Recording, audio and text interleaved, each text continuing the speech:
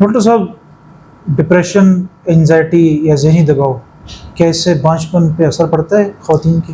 دیکھیں میں نے کئی دفعہ بتایا کہ سٹریس ایک بہت بڑی وجہ ہے. بانجھ پن کی اگر سب سے بڑی وجہ لینا سٹریس ہے. میجر کاز ہے سٹریس. موجودہ دور کا جو سب سے بڑا مسئلہ ہے سٹریس ہے.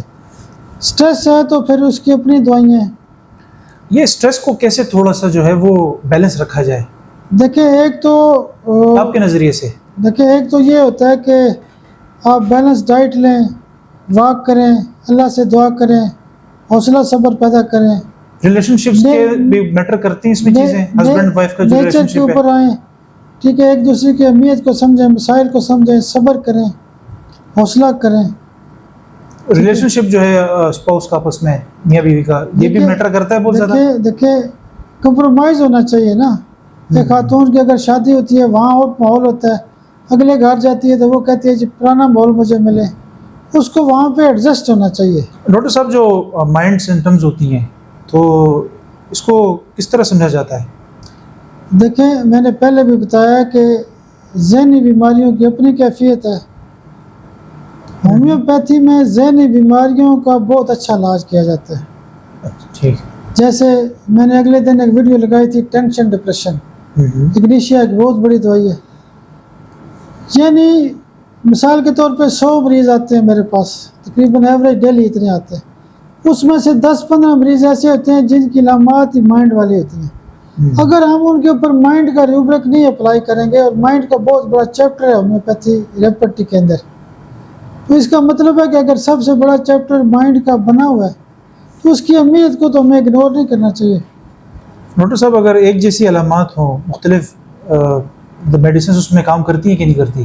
دیکھیں ایک جیسی علامات میں مختلف دوائیاں کام کرتی ہیں، لیکن ہم تو اپنے چینل پہ وہ دوائیاں بتاتے ہیں جو ہمارے تجربے میں آتی ہیں. جیسے میں مثلا مجھے کوئی بھی بندہ کہتا ہے کہ مجھے بے چینی ہوتی ہے، گھبراہٹ ہوتی ہے، پریشانی ہوتی ہے، یعنی ایچ پیلوری کا مسئلہ ہوتا ہے، تو ہم تو اس کو پلساٹیلا سے سٹارٹ کرتے ہیں.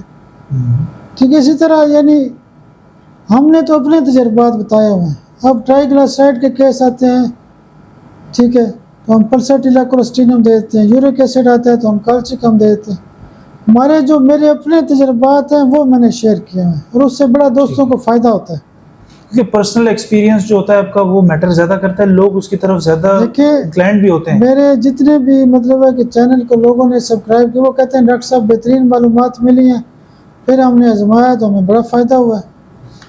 گھر میں کون سی ایسی اہم دوائیاں ہومیوپیتھک ریلیٹڈ جو رکھنی چاہیے؟ دیکھیں چند ایک دوائیاں ہوتی ہیں، میں نے یعنی 10 ہومیوپیتھک دوائیوں کے اوپر ایک ویڈیو بنائی ہے جو گھر کے اندر ہونی چاہیے. جیسے نکسومک ہے، معدے کے مسائل کے لیے اچھی دوائی ہے.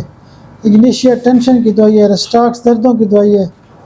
بیلاڈونا بخار کی دوائی ہے. یہ چند ایک جیسے موشن لگتے ہیں تو مرکسال دوائی ہے. یعنی چھوٹی موٹی ایسی دوائیاں 8-10 یہ تو عام گھر میں ہر بندہ رکھ سکتا ہے. اس کے اوپر ویڈیو بنے ہوئی، آپ اس ویڈیو کو دیکھیں. ڈاکٹر صاحب خواتین میں دیکھا ہے ہم نے کہ ہارمونز کے مسائل کافی زیادہ ہوتے ہیں. جی، تو اس کے بارے میں بھی آپ نے لیکچرز وغیرہ دیے ہیں اس میں؟ دیکھیں میرے کلینک کے اوپر تمام ٹیسٹوں کے بارے میں جو معلومات ہوتی ہیں ہم اس کی ویڈیو بناتے ہیں کہ فلاں ٹیسٹ ہے تو اس کی یہ ویڈیو ہے، یہ کیوں کرایا جاتا ہے. ہارمونز کے اوپر میری کافی ویڈیوز بنی ہوئی ہیں، جیسے ٹیسٹوسٹرون کی ہے، FSH کیا ہوتا ہے، LH کیا ہوتا ہے، پرولیکٹن کیا ہوتا ہے، AMH کیا ہوتا ہے. تو ہم نے تو تمام ہارمونز کو کور کیا ہوتا ہے، ہر چیز کو کور کیا ہوتا ہے. ظاہر ہے جب میکسیمم چیزیں ہمیں پتہ ہوں گی تو بہترین علاج تو تب بھی کر سکتے ہیں. اچھا، یہ بھی ایک چیز نوٹ کی جاتی ہے کہ اگر کوئی مریض جو ہے اپنا سمٹمز اب کلیئرلی بتاتا ہے، نیگوشیٹ کرتا ہے، شیئر کرتا ہے ڈاکٹر کے ساتھ، تو اتنا زیادہ علاج اس کا آسان بھی ہو جاتا ہے. دیکھیں مریض کو چاہیے کہ اپنی تمام قسم کی جو علامات ہیں یعنی کسی چیز کو چھپائے نہیں. جب وہ صحیح بات بتائے گا تو وہ کیا ہوگا. میرے پاس 2-4 دن پہلے ایک خاتون آئی تھی، اس نے کہا ڈاکٹر صاحب مجھے تو مینسز کا مسئلہ ہے، ٹھیک ہے، اتنے سالوں سے مینسز نہیں آئے. تو میں نے باتوں میں اس نے خود ہی اچھا کیا، بلکہ میرے لیے بڑی آسانی ہو گئی تھی. اس نے کہا میں چھت سے گری تھی، مجھے چوٹ لگی تھی، تو میں نے اس کو فوراً نائٹرم سلف CM کی ایک ڈوز دی. تو کازیٹیو فیکٹر جو ہوتا ہے اس کی بڑی اہمیت ہے. ظاہر ہے کچھ گاؤں دیہات کے لوگ ہوتے ہیں وہ چھپاتے بھی ہیں. دیکھیں جیسے خواتین کے مسائل سمجھنا بڑا ضروری ہوتا ہے، اسکن کے مسائل کو دیکھنا ہوتا ہے، ٹھیک ہے. تو ہم تو کئی دفعہ مریض کو کہتے ہیں بھائی اپنی پکچر بنا کے دے دیں، تو مریض کو یعنی غور فکر توجہ سے دیکھنا چاہیے، پھر مسئلے حل ہوتے ہیں. ڈاکٹر صاحب آپ کا ایکسپیرینس ہے اتنا زیادہ اور آپ نے اتنے زیادہ لیکچرز وغیرہ ڈیلیور کیے ہیں، تو ایک کامیاب لیکچر ڈیلیور کرنے کے لیے کون سی باتیں زیادہ لازمی ذہن میں رکھنی چاہیے؟ دیکھیں لیکچر کے لیے تو ظاہر ہے آپ کے جو تجربات ہوتے ہیں، اس کی کوئی بھی بیماری ہے، اس کی سائن اینڈ سمٹم کیا ہیں، اس کی کازز کیا ہیں، اس کے ٹیسٹ کون سے ہوتے ہیں، ٹھیک ہے، اس کی کمپلیکیشن کیا ہوتی ہیں، اس کا علاج کیا ہے، اس کے مشکل کیس ہوں اس کا علاج کیا ہے. تو لیکچر میں ہم یہ تمام چیزیں بتاتے ہیں. یعنی لیکچر کا صرف مقصد یہ نہیں ہے کہ دوائی بتا دیں پھر بھی مسئلہ حل نہیں ہوگا، فلاں دوائی کیوں دی جاتی ہے، کن علامات پہ دی جاتی ہے، کن وجوہات پہ دی جاتی ہے، ٹیسٹوں میں کیا ہم دیکھیں گے. یہ تو بڑے دیکھیں نا لیکچر میں A to Z چیزیں ہم تو بتاتے رہتے ہیں، لوگ اس سے بڑا فائدہ اٹھاتے ہیں. ڈاکٹر صاحب روزمرہ کی جو بیماریاں ہیں، جس طرح نیند نہیں آتی، کبھی قبض ہو جاتا ہے، گیسٹرک ہو جاتی ہے، تو اس میں کیا کیا جائے اور کیا آپ کا کوئی کنٹینٹ وغیرہ اس کے بارے دیکھیں میرے چینل پہ تقریباً یہ دیکھیں 650 ویڈیو بن چکی ہیں. میں؟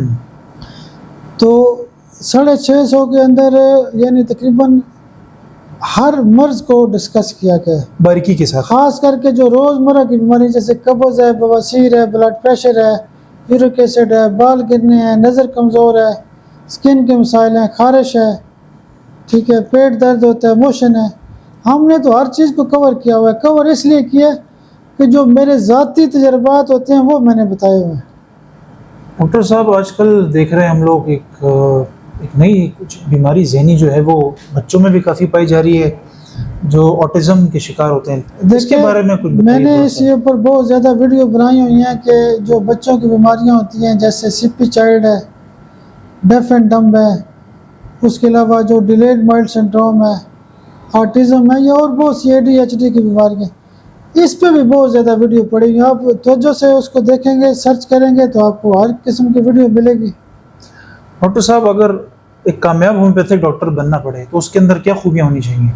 دیکھیں بہترین پریکٹیشنر وہ ہے جو اسٹڈی کرتا ہو، جو بیماری کو سمجھتا ہو، بیماری کی علامات کو سمجھتا ہو، پیتھالوجی کو سمجھتا ہو، اس کی ایگریویشن کو سمجھتا ہو، مائنڈ سمٹم کو سمجھتا ہو.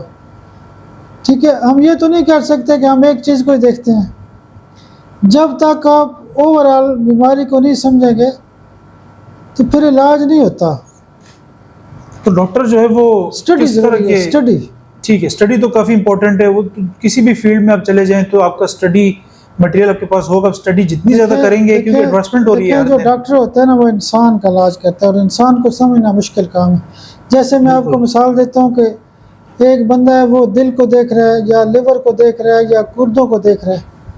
تو میرا شعبہ دیکھیں ایسا ہے، اس میں خواتین کے مسائل الگ ہیں، مردوں کے مسائل الگ ہیں. مجھے ڈبل محنت کرنی پڑتی ہے. تو کوئی بھی ہومیوپیتھک ڈاکٹر ہے تو وہ اسٹڈی کرے گا تو کیسز کو سمجھے گا، علاج بھی کر لے گا. تو اب یہ بات یہ آتی ہے کہ جب تک ڈاکٹر سمجھے گا نہیں پیشنٹ کی، جو اس کی ایک تو اس کی ڈیزیز ہے، ایک اس کی، ایک اس کا ہے اس کا جو اس ٹائم پہ جو پیشنٹ جو اس کا مائنڈ چل رہا ہے، پریشانی جو اس کی ہے. تو اس کے حوالے سے تھوڑا بتائیں کہ ڈاکٹر کو سوالات کیسے کرنے چاہیے اس ٹائم پیشنٹ سے. دیکھیں کیس ٹیکنگ میں یہ ہوتا ہے کہ وہ فیملی ہسٹری پوچھے، 24 گھنٹے کی لائف کو ڈسکس کرے، پورے یعنی باڈی کے مسائل کو دیکھے، رپورٹوں کو دیکھے، رپورٹوں کو سمجھتا ہو، پیتھالوجی کیا ہے، رپورٹیں کو پڑھنے کا پتہ ہو، ٹیسٹوں کا پتہ ہو، ٹھیک ہے، اناٹمی فزیالوجی پیتھالوجی کو جانتا ہو. جب تک بہترین کیس ٹیکنگ نہیں ہوگی تو کیس حل نہیں ہوتا. مینز آپ کا بیسکس اگر اس کی اچھی ہوں گی ڈاکٹر کی. جی ہم نے صرف یہ نہیں کہنا کہ لامتے لیں اور بس ادھر کریں، اس طرح نہیں ہے. یعنی بالکل مریض جو ہوتا ہے نا وہ گوگل کر کے آتا ہے، وہ آپ سے پوچھتا ہے جی ڈاکٹر صاحب فلاں چیز کیا ہے، فلاں چیز کیا ہے. کل بھی میرے پاس ایک کیس آیا تھا، انہوں نے کہا کہ ڈاکٹر صاحب فلاں چیز کیا ہوتی ہے. میں نے جب ٹھک ٹھک جواب دیے تو کہتے ہیں جی آپ بالکل ایسے ہی ہے. یہ کچھ جگہوں پہ میں نے نوٹ کیا ہے ڈاکٹرز اس ٹائم گوگل میں جا کے سرچ کرتے ہیں کہ یہ کیا چیز ہے، تو بڑے ہی عجیب سا لگتا ہے پھر پیشنٹ کو بھی کہ اس کو پتہ ہی نہیں کچھ. دیکھیں کوئی اکا دکا کیسز میں سرچ کرنا حرج نہیں ہوتا. ہاں ریئر کیس، لیکن ٹھیک ہمیں ہے. روزمرہ کے مسائل کا تو پتہ ہونا چاہیے. جی بالکل ایسا ہی ہے. ٹھیک ہے، ہمیں اگر اتنا ہی نہیں پتہ کہ فلاں مرض کیا ہے اور فلاں کا ڈفرینس کیا ہے، یا کون سا انفیکشن ہوتا ہے تو کون سی بیماری ہوتی ہے، یعنی ٹارچ ٹیسٹ کیا ہے، اے ایم ایچ کیا ہے، ایف ایس ایچ کیا ہے، ٹھیک ہے، رینل فیلئر کیا ہے، ای جی ایف آر کیا ہوتا ہے، ٹھیک ہے. تو یہ چیزیں تو ہمیں مطلب ہے کہ لپڈ پروفائل کیا ہوتا ہے، یعنی چیزیں یہ جو ہے نا ہمیں یہ سمجھنی ضروری ہے. مریض علاج تب کرواتا ہے جب وہ مطمئن ہوتا ہے. ہمیں تو پھر یہ کرنا یہ چاہیے کہ ڈاکٹر جو بھی مطلب آتا ہے جو نیا، تو اس کو کمپلیٹلی پریپیئر ہونا چاہیے. اس کو جو روزمرہ کی جو جنرک مسائل ہیں جتنے بھی، ان کا تو کم سے کم اس کو پتہ ہونا چاہیے. بالکل. دیکھیں ایک ڈاکٹر اگر ایک مرض کو روزانہ سمجھتا ہے پھر اس کا علاج بھی کر لے گا.